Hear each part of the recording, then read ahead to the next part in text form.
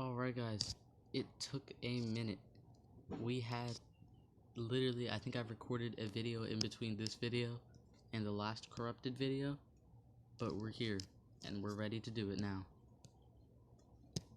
The corrupted rank up survival dungeon video with the newest generation of monsters on this team, which include, I always forget the elements, Mommy, Toasty, and of course, everyone's favorite, Weed Farmer. I hope I really don't know if that name's gonna get me demonetized or something. So I'm just gonna leave it to the algorithm and see if it eats me up for it. So yeah, personally I like this as the next generation, which when I say next generation, it's something I've said ever since my days of using the adventure map to get cells. Which you guys, if any of y'all remember back to your olden days of your beginning of your account, and you, like, food is the hardest thing to get stabilized. Some people don't get it stabilized until they're like ultra high level. Like sometimes I don't even have my amount of food stabilized with the amount of money I'm bringing in. Which, how does that happen? Meh. I don't know. I think it's from me putting all the low rank monsters in the vault and then underestimating how much money I was losing by doing that. But basically, the easier way to get food, because you get like 25% of the 25% of like your monster's level bar, one level bar by the way, filled up if you could beat like an adventure map, and it would give you that for everyone. So kind of like almost like an early rank up survival dungeon for them, except with levels instead of cells. I would use a team of mythics that I didn't feed all the way up because I couldn't afford it, and I would use that dungeon to feed them. And I knew I was saving like millions by doing it. Honestly, if you were low level and watching me, I would suggest doing it. It was fun. Although, it was fun when it was just one chore that I had to do all the time and I could feel the effects. Not when I have to like de-equip every single diamond relic and re-equip it and then go into this dungeon and choose this guy and choose that guy.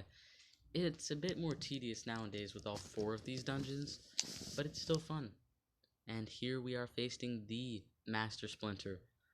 I will never, until the day I die, look at Master Rat and not see Master Splinter before anything else. Gobslayer was a monster everyone regretted for a month that they didn't rank up because he had a artifact hater and he was a strong attacker, and then they released an artifact fugitive, but then they removed that artifact fugitive, so then people stopped. They were like, oh, turns out it's not that bad, I didn't lose anything. So yeah, he was a monster who had a brief moment of fame, but his literal moment of fame was people wishing they had gotten him ranked up, and then they immediately forgot, because then they realized, oh wait, we didn't actually need him ranked up. Ollie Fanatic, my first rank 3 Megaton monster. I've mentioned the story a couple times on my channel. Really liked him. Wingsu, he was always that one monster who I had no idea what he was all about.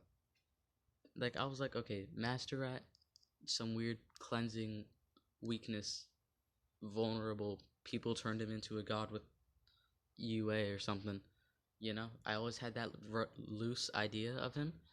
I had learned, I didn't watch the review of Sensei Pandakin or see the Era Saga of Sensei Pandakin, so I don't even know how I really learned his moveset. But I learned he was possession and stun, and I just loved that, you know? Double denial with possession. Now I will say there's a monster with stun and roots, which is arguably better, because you'd rather have 2 dots that immobilize them than have 1 dot that can make them attack themselves, only for that to get immobilized by your other. I didn't mean to say dot, I meant to say form of denial. Or FOD. That's kind of fun. Boom boom. I don't know how well this team does without UA though, that's the problem. Or Mega Possession to start. Like, she goes first, she would give them baby, right? And then Meltius will go, and then she'll go again, and then she'll give them possession, and then he'll give them possession and stun, and then they're just stacking up the The immunities. Yep, said that correct. Ooh, Marlonot. I'm gonna share my story on him now. I would just do a review on him because I really like him, but I'm just gonna do it now, you know? Who's gonna stop me? Not you. Oh, I'm sorry. I'm kidding. I'm kidding. Please. Please stay with me. So, Marlonot. I remember people really didn't like him at first. Like, I never really was a big fan of Spectre. Kind of like Armor. I was just like, oh yeah, I really like this Stall Killer. I don't really need the Spectre. But when Marlonot came out, I saw his design and everything and his skill set, and I thought, wow, that's a sick monster. I really want him. You know, because sometimes for me, the stupid situational monsters who you really don't get to use that much, mostly deniers with like an extra gimmick, those are the monsters I always loved for no reason. And like he was one of them, you know? Even though he was still a fantastic attacker, technically, he just wasn't going to be seen in the meta very much. But yeah, and I wasn't spending money on the game at that time, and even if I was, I wouldn't have bought Marlonot of all people. So, you know, I forget about him, and time passes by, and then it comes to, like, Metro era, it has to be. Is it? No, Doomsday. And you know how they always give you the chest for a generation that's 2 generations ago? Like, in the Metro era, they were giving you Cosmic Era Monster Chest. And then in the Doomsday era, they were giving you Metro era. In the Doomsday era, they were giving you Corrupted. So, I don't exactly remember which era it was. I think it was like late Metro era, because I swear it was not Doomsday era yet. But I got out of a battle pass, so I know it was in the Doomsday era, actually. Probably the first one. I got a Corrupted era monster chest. Which that was just fantastic for me. You know, I loved corrupted monsters. I didn't have all of them. I was like, this is great, you know? Pog is exactly my words.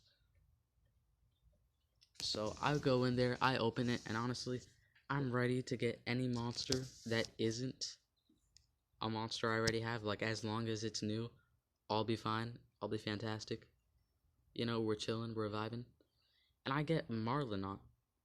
And at first, you know, as you guys have seen firsthand, like me and a lot of players, sometimes you'll get an OP monster and you just sleep on them for no reason. But he was an okay monster, and I didn't sleep on him. I was like, oh, you know, I don't know why, but the small brain gamer in me triggered. And I was like, oh, Pierce equal good. And I just gave him like ultra powerful attack runes. Like I think it was like level 7. I think I gave him a level 8 and 2 level 5s. I think he might still have those. And like, but sure enough, he wasn't that bad at the moment. And I actually got some use out of him. Because what I was doing is I would just, whenever the challenge would come upon, because this challenge always absolutely stumped me. Like, if stumped was a metaphor for tripping, it picked me up and threw me in a hole and pretended it didn't do it. Like, it was always so annoying when the challenge would come up, and it'd be like, use a monster from the C book. And I'd be like, I have never had one good monster from that book. So it'd always be the hardest thing, right? But luckily, I gave Marlonot those great attack runes, and then boom, he actually made for a useful monster to use in that book. So, you know, I'm using him. And then it turns out I get a war that pops up eventually, because, you know, that's just how wars be. They just be popping up. And I actually get to use him in that war as a Pierce attacker, because as I may not have said, but I'll lead you to believe, I never have good water monsters. Like, I don't know why, they just always tend to suck. So the fact that he had Pierce was really working with me. So I really like that. And lost. I completely forgot the point of whatever it was I was saying. And yeah, that's how I got him to rank 2 with powerful runes. Because I know there's going to be someone in the comments asking, why in your right mind do you have him at rank 2 with strong runes? That's why, my friend. That is why. Hey, and we all make mistakes. Honestly, I don't even think it was a mistake, though, because sometimes I still end up using him. for that sea challenge. I don't think I will ever again, for the simple reason of now I have Mare Modus, Merc. I got a bunch of actually great options for that book. But back then, it was a lifesaver. It was like CPR.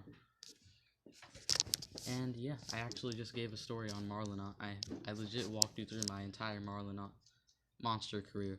Which, believe it or not, I got like stories like that for like half of these monsters. You know, just random coincidences that co-align with them. Because, you know, I play mostly this game and only this game. When it's not this game, it's been Brawlhalla for a while. My brother's trying to get me into Fortnite, but I can't bring myself to learn how to play it. Because the day that you say you're good at Fortnite, I don't know what I'd do with myself. If I could look myself in the eyes in the mirror. You know? So I've just been putting that off. I haven't been blowing them off, but like, get good at Fortnite? I'd rather get some bit. No, I'm joking. But yeah, just fun. One of the things I always thought I'd look forward to is telling stories on this channel. My personal stories, and not like Scrubby or people like that, or like My Story Animated, where they just pull like something out of the farthest corner of their butt, and they're like, yeah, this is totally real, dog. Like, genuinely, one of the most real things that's ever happened to me. And I'm just like, oh, really? Oh, yeah, you met Kanye West and he married you? Huh, that sounds dope. I believe that fully. Take my money. Like, not fake stories, like real stories, which is why half of them will be so boring, I might stop telling them midway through. But, you know, you'd rather my authenticity than my fake authenticity. What's the word? Is there, like, an opposite? Like, I don't know if it's called synonym or antonym. But is there, like, the opposite of authenticity is, like, not forgery, right? What is it? I turn you all into babies. Now you're all frozen babies. Oh, no. Frozen babies. I'm pretty sure you could find frozen babies in the food aisle. Maybe eggs. Ooh, that's kind of sad. Boom, they're gonna die of dots. It doesn't matter if they have armor. It doesn't matter what they have. They're dying of dots now. I don't even have to worry about it. Dead. Dead. He's big dead. Yeah, these are just very powerful dots to stack. Like, what's his name? Meltius. I was about to call him Igneous, but I remembered Abergo. Meltius, his 3 dots alone are just enough to kill, really. But then you add in Curse with a Mega Freeze, with the baby, with the poison at the start of the battle, plus, oh well, I was gonna talk about Pure Pandakin, but he just got killed. Oh no. I gotta kill them quick, or Wicca will kill me before I get to. I've really, honest, like 100%, keeping it 100 with you, forgot she could revive. So now I've got a baby weed farmer. That's nice. That's a sentence we've all said before. Right, guys? Just me and my baby weed farmer. He looks so cute, though. Oh. The cuter they are, the harder they fall. Yeah, that's about it for this video. I'm glad it wasn't too long. But then again, I wonder if anyone takes that as salty whenever I say I'm glad I didn't go all the way.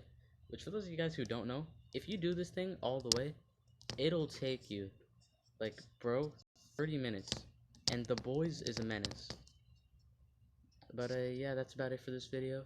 Hope you enjoyed. Leave a like to boost my ego. Comment and I will respond. Who do you think was good on my team? Who should I be using? Who should I be ranking up instead of Weed Farmer? Because I'm open to suggestions. And, yeah, that's about it for this video. Your favorite Omni-Crab, signing out.